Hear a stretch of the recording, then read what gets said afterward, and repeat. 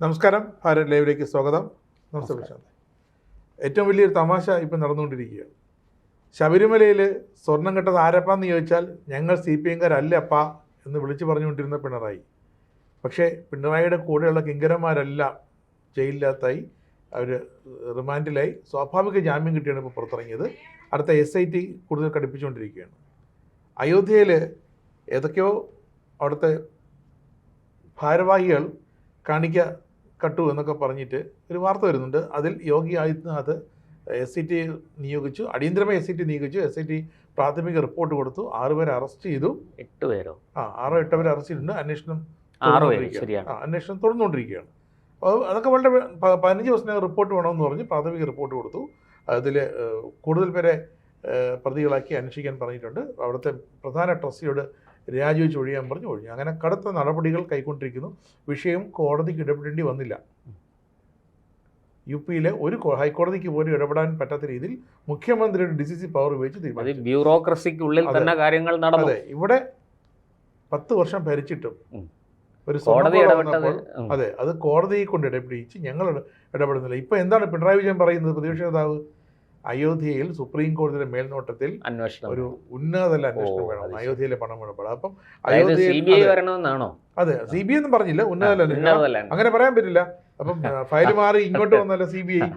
അല്ല, CBI പണ്ട് ഇവര് പോടാ പുല്ലേ എന്ന് പറഞ്ഞ് ചവിട്ടി കളഞ്ഞതാണല്ലോ. അതുകൊണ്ട് CBI-കാരെല്ലാം പേടിച്ചിപ്പോ കേരളത്തിൽ വരാം. അത് സർക്കാരിന്റെ ചില തീരുമാനമുണ്ട്. CBI-ക്ക് സർക്കാരിന്റെ അനുമതി വേണം, CBI അന്വേഷണം വേണമെങ്കിൽ, അങ്ങനെ ഒരു കേസ് വിടണമെങ്കിൽ. പക്ഷേ ഇതങ്ങനെയല്ല. ശബരിമല അയ്യപ്പന്റെ സ്വർണം കട്ടതിൽ ഇവർക്ക് ഒരു കേസും വേണ്ട, ഒന്നും വേണ്ട. മറ്റേ ആ ഇൻഡിഗോ വിമാനത്തിൽ അടിച്ചതുപോലെ എഴുത്തല്ല. അയോധ്യയിലെ വെള്ളി കട്ടത്, വെള്ളി കാണാനില്ല, പണം വെള്ളി തിരിച്ചു കിട്ടി. വെള്ളി അന്വേഷിച്ചപ്പോൾ വെള്ളിയൊക്കെ അവിടെ ഭദ്രമായിട്ട് ലോക്കറുണ്ട്. മറ്റേ കൃത്യമായിട്ട് വെള്ളി അവിടെ കൃത്യമായിട്ട് ലോക്കർ സൂക്ഷിച്ചിട്ടുണ്ട്. 200 കിലോ വെള്ളിയുണ്ട്. ഇത് പക്ഷേ പണം കട്ടു, അത് സംഭവം സത്യമാണ്. കാരണം അങ്ങനെയാണ് വാർത്തകൾ വരുന്നത്. അതുകൊണ്ടാണല്ലോ 6 പേരെ അറസ്റ്റ് ചെയ്തത്. 6-7 പേരെ അറസ്റ്റ് ചെയ്തിട്ടുണ്ട്. SIT-യുടെ അന്വേഷണം തുടരുകയാണ്. ഇനിയിപ്പോൾ പിണറായിക്ക് ഇപ്പം വേണ്ടത് അതിൽ സുപ്രീം കോടതി നിരീക്ഷണത്തിൽ ഉന്നതതല അന്വേഷണം. പക്ഷെ ഒന്ന് ട്വിസ്റ്റായി പോയിരുന്നു. ശബരിമലയിൽ അങ്ങനെ വേണമെന്ന് ഇതുവരെ പറഞ്ഞിട്ടില്ല. സ്വന്തം നാട്ടിലെ ക്ഷേത്രം കൊള്ളയടിച്ചതിൽ ഒരു നീക്കവും ഉണ്ടാക്കാൻ പറ്റാത്തൊരു മനുഷ്യനാണ് ഇപ്പോൾ അയോധ്യയിൽ, അത് ഉത്തരേന്ത്യയിലെ ഒരു ക്ഷേത്രത്തിൽ അവിടുത്തെ മനസ്സിലായി അന്വേഷിക്കാൻ പോകും. ഈ വൈക്കം മുഹമ്മദ് ബഷീറിന്റെ ഒരു കഥാപാത്രമുണ്ട്, എട്ടുകാലി മമ്മൂഞ്ഞ്, ആനവാരി രാമൻ നായർ, ഇങ്ങനെയൊക്കെ പറഞ്ഞ്. അതിൽ ഈ എട്ടുകാലി മമ്മൂഞ്ഞിൻ്റെ ഒരു സ്വഭാവമുണ്ട്. എന്ത് പറഞ്ഞാലും അത് ഞമ്മളാണേ എന്ന് വിളിച്ചു പറയും. അപ്പം മറ്റേ ഇടതുപക്ഷമാണ്. ഇർഫാൻ ഹബീബ് എന്ന് പറയുന്ന ഇടതുപക്ഷത്തിൻ്റെ ചരിത്രകാരൻ. അയാൾ ആർക്കിയോളജിസ്റ്റ് ഒന്നുമല്ല, വെറും ഒരു ചരിത്രകാരൻ. എന്ന് വെച്ചാൽ ഇടതുപക്ഷത്തിന് വേണ്ടി കുഴലൂതുന്ന, വ്യാജ ചരിത്രം നിർമ്മിക്കുന്ന വിഭാഗത്തിൽപ്പെടുന്ന, അല്ലെങ്കിൽ ആ ഗ്രൂപ്പിൽ പെടുന്നത് എന്ന് നിരന്തരം ആരോപണങ്ങൾക്ക് വിധേയനായ ഇർഫാൻ ഹബീബാണ് ഈ വിഷയത്തെ ഇത്രയും കൊണ്ടെത്തിക്കുന്നത്. ഇല്ലെങ്കിൽ ഇതൊരു സിവിൽ ഡിസ്പ്യൂട്ടായിട്ട് കോടതിയുടെ തീരുമാനത്തിനനുസരിച്ച് ഇത് വിധി പുറത്തു വരുമായിരുന്നു. അവിടെ ശിലാന്യാസം നടത്താനും ക്ഷേത്രം യാഥാർത്ഥ്യമാകാനും ഇർഫാൻ ഹബീബിനോടും നന്ദി പറയണം. ഇർഫാൻ ഹബീബിനോടും പിണറായിയുടെ പാർട്ടിയോടും നന്ദി പറയണം. കാരണം വാസ്തവത്തിൽ ഈ വിഷയവുമായിട്ട് ഒരു ബന്ധമില്ലാതിരുന്ന ആൾക്കാരാണ് BJP-കാർ. അവരെല്ലാ വർഷവും ഈ സിവിൽ ഡിസ്പ്യൂട്ട് തീർക്കണം, ഇത് രാമക്ഷേത്ര ട്രസ്റ്റിന് തിരിച്ചു കൊടുക്കണം, രാമജന്മഭൂമി തിരിച്ചു കൊടുക്കണം എന്നൊക്കെ ഒരു പ്രമേയം പാസ്സാക്കും എന്നുള്ളത് ഒഴിച്ചാൽ ശരിക്കും ഈ അയോധ്യയുമായി ബന്ധപ്പെട്ട ഒരു പ്രക്ഷോഭം ആരംഭിക്കുന്നത് 80കളുടെ ഒടുവിലാണ്. ഈ 80കളുടെ ഒടുവിൽ ഈ പ്രക്ഷോഭം ആരംഭിക്കാനുള്ള കാരണം, ഇതിനെ സിവിൽ ഡിസ്പ്യൂട്ടിൽ ഒരു ഭാഗത്ത് അതും ഷിയാകളുടെ പള്ളിയായിരുന്നു, അതിനെ സുന്നികളെ ഇറക്കി ഈ വിഷയത്തിൽ ഒരു വലിയ ഹിന്ദു മുസ്ലിം കോൺഫ്ലിക്റ്റ്, ഒരു സംഘർഷം ഉണ്ടാക്കിയത് ഇടതുപക്ഷമാണ്. പക്ഷേ ഇത് ഇവിടുത്തെ മാധ്യമങ്ങൾ ചർച്ച ചെയ്യില്ല. അവർ ഇടതുപക്ഷത്തിൻ്റെ ഈ കുത്തിത്തിരിപ്പിനെക്കുറിച്ച് കേരളത്തിലെ നല്ല ഇന്ത്യയിലെ ഒരു മാധ്യമവും ചർച്ച ചെയ്യില്ല. ഒരുപാട് സംഭവങ്ങൾ അങ്ങനെ പറയാനുണ്ട്. ഇരിക്കട്ടെ, ഞാനിപ്പോൾ ഈ വിഷയത്തിൽ നമുക്ക് നിൽക്കാം. അപ്പോൾ അങ്ങനെ ഇതിനെ, ഈ സിവിൽ ഡിസ്പ്യൂട്ടിനെ മാറ്റി അതിനെ ഒരു എന്താ പറയുക, IPC ഒക്കെ ചുമത്താൻ പറ്റുന്ന ഒരു കേസിലേക്ക് കൊണ്ടെത്തിച്ച് അങ്ങനത്തെ ഒരു കൂട്ടം കേസുകൾക്ക് കാരണമായത് ഇടതുപക്ഷം. അന്ന് ഈ പിണറായി വിജയനും ഇടതുപക്ഷവും പറഞ്ഞതെന്താ? ഏത് രാമൻ, ഏത് രാമക്ഷേത്രം, ഇപ്പോഴും പറയുന്നത് രാമൻ മിത്താണെന്നല്ലേ? അള്ളാഹു ദൈവവും രാമൻ മിത്തുമാണ്. ഗണപതി മിത്താണ്. അല്ല പാർട്ടി ഇപ്പൊ അല്ല അങ്ങനെ എൻ്റെ സംശയം, എൻ്റെ ഈ ചോദ്യത്തിന് ഉത്തരം പറയൂ. ഈ മിത്താണെന്ന് പറയുന്ന രാമന്റെ ക്ഷേത്രം സംബന്ധിച്ചൊരു കാര്യത്തിൽ എന്തിനാണ് ഇവർ തലയിടുന്നത്? ഇവർക്ക് എന്ത് കാര്യം? അത് അങ്ങനെ വിചാരിച്ചാ പോരെ, അവിടെ പണം കട്ടോ, അത് മിത്താണ്, കളവും മിത്താണെന്ന് കരുതിയാ പോലെ. എന്തിനാണ്? അല്ല ഇവർ അള്ളാഹു ദൈവമാണ്, പക്ഷെ അള്ളാഹുവിൻ്റെ പള്ളിയുമായി ബന്ധപ്പെട്ട് നടക്കുന്ന, ഇസ്ലാമുമായി ബന്ധപ്പെട്ട് നടക്കുന്ന ഒരു കാര്യം. ഇപ്പോൾ കഴിഞ്ഞ ദിവസം എന്തെല്ലാം സംഭവങ്ങൾ എവിടെയെല്ലാം ലോകത്ത് നടന്നു, ഇവരെന്തിലെങ്കിലും പ്രതികരിച്ചോ? ഇല്ല. അവർ പ്രതികരിക്കും എങ്ങനെ? ഇസ്രയേലിനെതിരെ പ്രതികരിക്കും. സെലക്റ്റീവാണ് പ്രതികരണം ഇടതുപക്ഷത്തിൻ്റെ. കോൺഗ്രസിൻ്റെതും അങ്ങനെ തന്നെ. പക്ഷെ കോൺഗ്രസ് ഇത്രയും മൂപ്പിക്കാറില്ല. ഇവിടെ വെനിസ്വേലയ്ക്ക് വേണ്ടി ബക്കറ്റ് ഇറങ്ങും, വെനിസ്വേലയ്ക്ക്, ക്യൂബയ്ക്ക്, വേണമെങ്കിൽ ചൈനയ്ക്ക് വേണ്ടി ഇറങ്ങും. ചൈന ഇത്രയും പുരോഗമിച്ചെന്നൊക്കെ ഇവർ പറയുന്നുണ്ടെങ്കിൽ അതിലെ പുരോഗതിയൊക്കെ നമ്മളിപ്പോൾ കണ്ടു, സോഷ്യൽ മീഡിയയിലൂടെ കണ്ടു ചൈനയിലെ പുരോഗതി. അതെ, അതവിടെ നിൽക്കട്ടെ.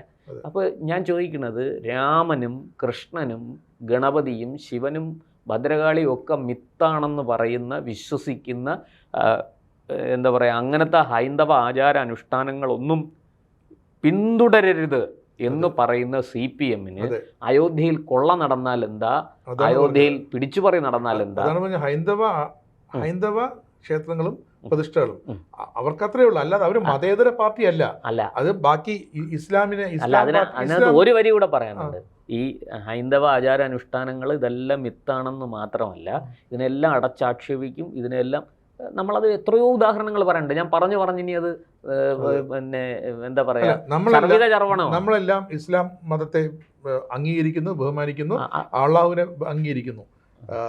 ക്രൈസ്തവ പുണ്യോളന്മാരെല്ലാം നമ്മൾ അംഗീകരിക്കുന്നില്ല. അല്ല ഹിന്ദു വിഭാഗമോ അല്ലെങ്കിൽ വേറെ പറഞ്ഞിട്ടില്ല. വിശ്വാസികൾ അവരവർക്ക് ഇഷ്ടമുള്ളതുപോലെ മറ്റുള്ളവർക്ക് ഉപദ്രവമാണ് എന്ന് പറഞ്ഞ് നമ്മൾ അതിനെ മുന്നേ കൂടെ പോകുമ്പോഴത്തേക്ക് നമ്മൾ തലതിരിച്ചല്ല പോകുന്നത്. ആവശ്യമില്ല, അറിയാതെ നമ്മൾ ദൈവം പരമകാരുണിക ദൈവമാണത്. അല്ല, അവിടെയാണ് എൻ്റെ ഈ ചോദ്യം വരുന്നത്. പക്ഷെ ഇവർക്ക് അകപ്പാടെ എതിർപ്പ് ഹിന്ദു ദൈവങ്ങളോടും ഹിന്ദു വിഗ്രഹങ്ങളോടും ഹിന്ദു പുരാണത്തോടും മാത്രമാണെന്ന് ഓർക്കണം. ബാക്കിയെല്ലാം അവർ ബൈബിളിൽ പറഞ്ഞതുപോലെ അല്ലെങ്കിൽ ഖുറാനിൽ പറഞ്ഞതുപോലെ എന്നൊക്കെ ഇവർ ഘോരം ഇവർ വിപ്ലവം, മാർക്സിന്റെ എംഗൽസിന്റെ ഒക്കെ വരികൾക്കിടയിൽ ഇത് തിരികെ കയറ്റി പ്രസംഗിക്കും. പക്ഷെ ഇങ്ങനെ പറയുന്നവർ അമേരിക്ക വഴി, ക്യൂബ വഴി, ചൈന വഴി കറങ്ങി ഇന്ത്യയിലേക്ക്, ഡൽഹി വഴി കേരളത്തിലേക്ക് വരുന്ന ആ ഒരു പാരമ്പര്യം ഇപ്പോഴും തുടരുന്ന, പ്രസംഗത്തിൽ തുടരുന്ന ഇതേ കുട്ടി സഖാക്കന്മാരും മൂത്ത സഖാക്കന്മാരും മറ്റേ പെരുത്ത സഖാക്കന്മാരും ഒക്കെ. പക്ഷെ ഇവരെല്ലാം എതിർക്കുന്നത് ഈ ഒരു ഹൈന്ദവ ആചാരങ്ങളെ മാത്രമാണ്. കാരണം ബാക്കിയെല്ലാം അവർക്ക് മതേതരമാണ്. അങ്ങനെയുള്ളൊരു പിണറായി അല്ലെങ്കിൽ പിണറായിയുടെ പാർട്ടി എന്തിനാണ് അയോധ്യയുടെ വിഷയത്തിൽ ഇടപെടാൻ പോകുന്നത്? ഇവിടെ തന്നെ ഇടപെടാൻ ഒരുപാടുണ്ട്. ഇനി പ്രതിപക്ഷത്തായല്ലോ, ഇനി അവർക്ക് ആവശ്യപ്പെടാമല്ലോ, ശബരിമല അയ്യപ്പന്റെ സ്വർണ്ണം കട്ടതിൽ CBI അന്വേഷണം വരട്ടെ. പ്രതിപക്ഷത്തിന്റെ ആവശ്യമല്ലേ? കഴിഞ്ഞ പ്രതിപക്ഷം BD സതീശന്റെ അടക്കമുള്ള UDF എന്ന പ്രതിപക്ഷം അവരും ആവശ്യപ്പെട്ടിരുന്നല്ലോ, ശബരിമലയിൽ കേന്ദ്രത്തിന്റെ ഒരു അന്വേഷണം വരട്ടെ, ശബരിമലയിൽ സമഗ്ര അന്വേഷണം വരട്ടെ. നമ്മുടെ BJP നേതാവ് മുൻ സംസ്ഥാന അധ്യക്ഷനുമായ കുമ്മനം രാജേട്ടൻ എന്താ പറഞ്ഞേ? CBI അന്വേഷണം വേണം. നടന്നോ? വന്നില്ലല്ലോ. അത് CBI എന്ന് പറഞ്ഞാൽ ഇടതുപക്ഷത്തിന് പണ്ടേ പിന്നെ ഭയങ്കര ചൊറിച്ചിലാണ്, നമുക്കറിയാലോ. ലാവ്ലിൻ കേസ് CBIക്ക് വിടാൻ നേരത്ത് നമ്മുടെ ചിറ്റപ്പൻ EP ജയരാജൻ പറഞ്ഞത് എന്താ? പോടാ പുല്ലേ CBI ഇങ്ങ് അന്വേഷിക്കാൻ ഇവിടെ വന്നാൽ പോടാ പുല്ലേ CBI എന്ന് ഞങ്ങൾ പറയും എന്നാണ് EP ജയരാജൻ അന്ന് പറഞ്ഞത്. അപ്പോൾ CBIയോടുള്ള ഇവരുടെ നയമൊക്കെ നമുക്കറിയാം. CBIയെ ഇവർ ഈ കേരള പോലീസ് കഴിവിട്ടവരൊന്നല്ല. കേരള പോലീസിനെ ഇവരന്ന് ഇടതുവൽക്കരിച്ച്, രാഷ്ട്രീയവൽക്കരിച്ച് ഇവരുടെ ചൊൽപ്പടിക്ക് നിർത്തുന്ന അവശ്യ സർവീസ് വിഭാഗമാക്കി മാറ്റി. അപ്പോൾ 10 വർഷവും കേരള പോലീസ് ഇവർ പറയുന്ന ആ കേസ് ക്ലോസ് ചെയ്തേ എന്ന് പറഞ്ഞാൽ പോലീസ് കോടതിയിൽ കൊടുക്കുന്നു, ഇതിൽ തെളിവില്ല. അങ്ങനെയാണല്ലോ ഈ EP ജയരാജനും നമ്മുടെ പിണറായിയുടെ ഗൺമാൻ അനിൽകുമാറും ചേർന്നിട്ട് യൂത്ത് കോൺഗ്രസ് പ്രവർത്തകരെ ഇൻഡിഗോ വിമാനത്തിനുള്ളിൽ വെച്ച് ക്രൂരമായി മർദ്ദിച്ച കേസ്. വലിയതറ പോലീസ് എന്ത് പറഞ്ഞു? ഇതിൽ തെളിവില്ല, കേസ് അവസാനിപ്പിച്ചു. വീണ്ടും അവർ കേസ് കൊടുത്തു. വീണ്ടും അവർ മുതുൽ സി ഈപ്പൻ എന്ന അഭിഭാഷകൻ വഴി വീണ്ടും അവർ കോടതിയെ സമീപിച്ചപ്പോൾ കോടതി വലിയതറ പോലീസിനോട് പറഞ്ഞു റീഇൻവെസ്റ്റിഗേറ്റ് ചെയ്യാനായിട്ട്. അപ്പം ഇപ്പം അന്വേഷിച്ചുകൊണ്ടിരിക്കുകയാണ്. അതേപോലെ എല്ലാ കേസും ഫയൽ മുടക്കിക്കൊണ്ടിരിക്കുക. നമുക്ക് അയോധ്യയിലേക്ക് തിരിച്ചു വരാം. ഈ അയോധ്യയിൽ ഈ പറഞ്ഞതുപോലെ അവിടെ കരുത്തനായൊരു മുഖ്യമന്ത്രിയുണ്ട്. അവിടുത്തെ പോലീസിനെ ആരും സ്വാധീനിക്കാൻ ചെല്ലില്ല. അത് മുൻകാലങ്ങളിലൊക്കെ നമ്മൾ കണ്ടതാണ്. യോഗി ആദിത്യനാഥ് ഭരിക്കാൻ വരുന്നതിന് മുമ്പ് യു പി പോലീസ് എങ്ങനെയായിരുന്നു, അതിനുശേഷം യു പി പോലീസ് എങ്ങനെയാണ് എന്നുള്ളത് നമുക്കറിയാം. അപ്പോൾ അവിടെ വളരെ കൃത്യമായിട്ട് നിയമവാഴ്ചയുണ്ട്. ഞാൻ മനസ്സിലാക്കുന്നത് ഈ അയോധ്യ ക്ഷേത്രവുമായി ബന്ധപ്പെട്ട് ട്രസ്റ്റികളുടെ ഒരു ട്രസ്റ്റിയാണ് ഈ കേസ് അന്വേഷിക്കണമെന്ന് ആവശ്യപ്പെട്ട് പരാതി കൊടുത്തിരിക്കുന്നത്. അപ്പോൾ അവിടെ നടന്ന കവർച്ചയിൽ നേരിട്ട് ഈ ട്രസ്റ്റിന് യാതൊരു ബന്ധവുമില്ല, ട്രസ്റ്റികൾക്കൊരു ബന്ധവുമില്ല. പക്ഷേ ഈ ട്രസ്റ്റിൻ്റെ തലപ്പത്തിരിക്കുന്നയാൾ ഇവിടെ ഇങ്ങനെ ഒരു വീഴ്ച ഉണ്ടായി എന്ന് പറഞ്ഞ് ഉത്തരവാദിത്വം ഏറ്റെടുത്ത് രാജിവെച്ചു. അവർക്ക് നമ്മളിവിടെ അറിയാമല്ലോ എത്രയോ സംഭവങ്ങളിൽ ആരെങ്കിലും രാജിവെച്ചോ? ഈ ശബരിമല സ്വർണ്ണക്കൊള്ള കേസിൽ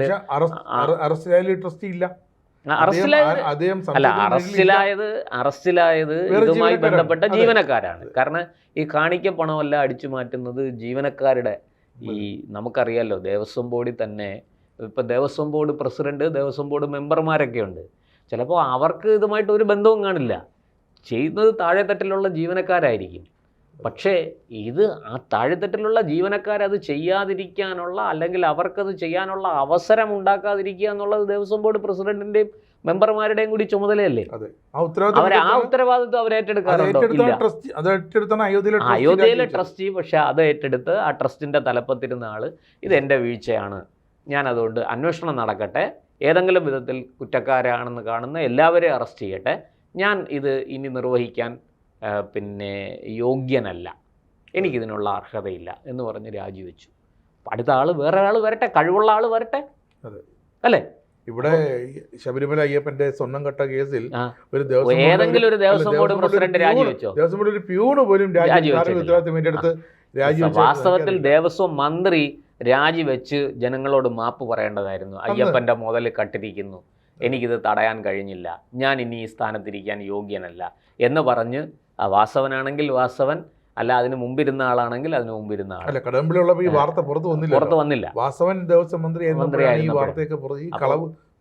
അന്ന് ഈ കടകംപള്ളി ഉൾപ്പെടെയുള്ളവർ ഇപ്പോഴും പറയുന്നുണ്ട്, അവിടെ ഒരു കൊള്ളയും നടന്നിട്ടില്ലെന്നാണ് പറയുന്നത്. ഈ ഇതിൽ ധാർമ്മികമായി ഇത് എൻ്റെ വീഴ്ചയാണ് അങ്ങനെയെങ്കിലും ഒന്ന് പറയാൻ ഈ കടകംപള്ളിയും വാസവനും ഒക്കെ തയ്യാറായോ? ഇല്ല.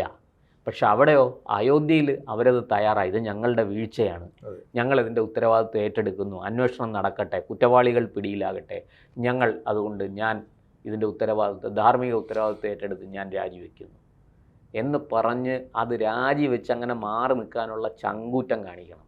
ആ ചങ്കൂറ്റം ഇല്ലാത്ത പിണറായിയൊക്കെ ഇവിടെ ഇരുന്ന് ചുമ്മാ വെറുതെ അയോധ്യ എന്നും പറഞ്ഞ് അങ്ങോട്ട് വടക്കോട്ട് നോക്കി ഈ കൂവി വിളിക്കരുത്. ഇപ്പം ഇങ്ങനെയൊക്കെ വിളിക്കുന്നതിൻ്റെ ഉദ്ദേശം എന്താണെന്നറിയാമോ? അതായത് ഈ BJP അവരും കള്ളന്മാരാണ്, അവരും ദേവൻ്റെ മുതൽ കക്കുന്നവരാണ്, അവരും അമ്പലക്കള്ളന്മാരാണ് എന്ന് വരുത്തി തീർക്കണം. കേരളത്തിൽ ഇപ്പോൾ ഇത് കേരളത്തിന് പുറത്തൊരിടത്തും ഇല്ലല്ലോ. ഇപ്പോൾ കേരളത്തിനുള്ളിൽ ഈ നിങ്ങളീ പറയുന്ന BJP വ്യത്യസ്തമായ പാർട്ടി, എന്ത് വ്യത്യാസം? അവരും മറ്റ് രാഷ്ട്രീയക്കാരെ പോലെ തന്നെ ഇതാ അവസരം കിട്ടിയപ്പോൾ അവർ അയോധ്യയിലെ ട്രസ്റ്റ് അവരുടെ ഇതിലല്ലേ നടക്കുന്നത്, അവരുടെ ഗവൺമെൻറ് അല്ലേ അവിടെ ഭരിക്കുന്നത്. അവരും കൊള്ളയടിച്ചു, അവരും അമ്പലക്കള്ളന്മാർ തന്നെ. ഇതാണ് പിണറായിയുടെ ഉദ്ദേശം. ഇതല്ലാതെ പിണറായിക്ക് ഇതിനകത്ത് അയോധ്യയിലോ ശ്രീരാമനിലോ ഒന്നും വിശ്വാസം ഉണ്ടായിട്ടല്ല, അവിടുത്തെ ഭക്തരോട് യാതൊരു പ്രതിബദ്ധതയും ഉണ്ടായിട്ടല്ല. അവിടെ വരുന്ന ഈ ലക്ഷക്കണക്കിനല്ല കോടിക്കണക്കിന് ഭക്തരെക്കുറിച്ച് യാതൊരു വേവലാതിയും ഉണ്ടായിട്ടല്ല പിണറായി വിജയൻ ഇത് പറയുന്നത്. BJPയും അമ്പലക്കള്ളന്മാരാണ് എന്ന് വരുത്തി തീർക്കണം. അഖിലേഷ് യാദവ് ഇല്ലാത്ത വേദനയാണ് ഇവിടെ. അഖിലേഷ് യാദവോ മറ്റേതെങ്കിലും ഒരു രാഷ്ട്രീയ നേതാവോ അയോധ്യയിലെ വിഷയത്തിൽ കയറി വെറുതെ തലയിടില്ല. പിണറായി വിജയൻ ഇപ്പോൾ തലയിടാൻ പോകുന്നത് അവിടെ ചെന്ന് ചുണ്ടക്ക കൊടുത്ത് വഴുതനങ്ങ വാങ്ങാൻ വേണ്ടിയിട്ടാണ്, അല്ലാതെ മറ്റൊന്നിനുമല്ല. അങ്ങോട്ടൊന്നും പിണറായി വിജയനോ പിണറായി വിജയൻ്റെ പാർട്ടിക്കോ അതിൻ്റെ 7 അയലത്ത് ചെല്ലാൻ പറ്റില്ല. കാരണം ജീവിതകാലം മുഴുവനും അതിനെ തെറി പറഞ്ഞ്, അതിനെ കുറ്റം പറഞ്ഞ്, അതിൽ നിന്ന് രാഷ്ട്രീയ മുതലെടുപ്പ് നടത്തി ന്യൂനപക്ഷങ്ങളെ ഭൂരിപക്ഷത്തിനെതിരാക്കി, അല്ലേ? ഈ കഴിഞ്ഞ 30-35 വർഷം കൊണ്ട് ചെയ്ത പണി എന്താണ്? ഇവിടെ ഒരു ഹിന്ദു മുസ്ലിം കലാപസമാനമായ അന്തരീക്ഷം സൃഷ്ടിക്കാൻ എന്തൊക്കെ ചെയ്യാമോ അതെല്ലാം ചെയ്തവരാണ് ഇടതുപക്ഷം രാഷ്ട്രീയമായിട്ട്. എന്നിട്ട് അത് രാഷ്ട്രീയമായി മുതലെടുക്കാൻ ശ്രമിച്ചു. ഇപ്പം അതെല്ലാം പോയി. ഇനി ഈ ന്യൂനപക്ഷങ്ങൾ ഇനി മണ്ടത്തരം കാണിക്കില്ല. ഇനി വന്ന് പിണറായി വിജയൻ്റെ പാർട്ടിക്ക് വോട്ട് കുത്തി കൊടുക്കില്ല. അത് ഏതാണ്ട് വ്യക്തമായി. അപ്പോൾ ഇനിയിപ്പം എന്തെങ്കിലുമൊക്കെ പറഞ്ഞ് ഭൂരിപക്ഷത്തിനെ കൂടെ നിർത്തണം. അങ്ങനെ ഭൂരിപക്ഷത്തിനെ കൂടെ നിർത്താനാണ് അയോധ്യ, അത് ഇത് പിന്നെ മറ്റത് മറിച്ച് ഇതൊക്കെ കാണാം നമുക്ക്. അതായത് പിന്നെ നമുക്ക് മുസ്ലിങ്ങളെ ചീത്ത പറയാൻ പറ്റില്ല, പക്ഷെ വെള്ളാപ്പള്ളി നടേശനെ കൊണ്ട് പറയിക്കും അല്ലേ? അങ്ങനെ ജമാഅത്ത് ഇസ്ലാമി വഴി മുസ്ലിങ്ങളെ കുറ്റം പറയും. പക്ഷേ ഇഡി തീരുമാനിക്കണം 5 കൊല്ലം ഇരിക്കാൻ പറ്റും. അതൊക്കെ ഇഡി തീരുമാനിച്ചോളും. ഇഡി തീരുമാനിക്കും, താമസം വിനാ തീരുമാനിക്കും. ഏതാണ്ട് ഇന്നും നാളെയും കൊണ്ട് തന്നെ ഏതാണ്ടൊക്കെ നമുക്ക് അറിയാൻ സാധിക്കും അതിൽ. അപ്പോൾ ഇതാണ് അയോധ്യയിലെ ക്ഷേത്ര ട്രസ്റ്റുമായി ബന്ധപ്പെട്ട് പിണറായിക്ക് അഭിപ്രായം പറയാനുള്ള യാതൊരു അവകാശവും ഇല്ല, യാതൊരു അധികാരവും. അറിയാത്ത പണിക്ക് പോകരുത്. അവരത് നേരെ ചൊവ്വേ നടത്തിക്കൊള്ളും. അവർ നിങ്ങളെപ്പോലെ അവിശ്വാസികളല്ല, അത് വിശ്വാസികളാണ്. അവർക്ക് ഭരണഘടന നൽകുന്ന പരിരക്ഷയുണ്ട്. അതിനകത്ത് ചെന്ന് തലയിട്ട് കുളം കലക്കാൻ പോണ്ട. അത് ഈ കല്ലേ കടിച്ച് പല്ല് കളയുന്നതിന് തുല്യമായിരിക്കും.